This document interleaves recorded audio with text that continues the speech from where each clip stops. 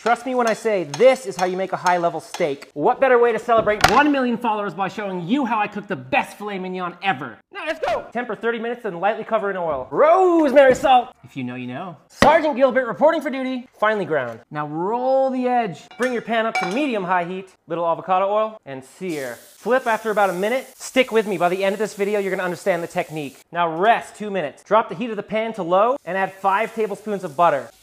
When the butter's starting to foam, put the steak back. Constantly baste. Every 30 seconds, turn the meat. Keep basting. When it hits about 90 internal, rest 5 minutes. Drop some crushed garlic in your butter. Heat back on, steak back in, and continue to baste. Drop in some thyme. When it hits 125 internal, blast the heat and baste for 1 minute. Now, one final 6-minute rest. Before we do the reveal, if you're getting value from this, please remember to like the post. And if you want to become a god in the kitchen, just hit that follow button.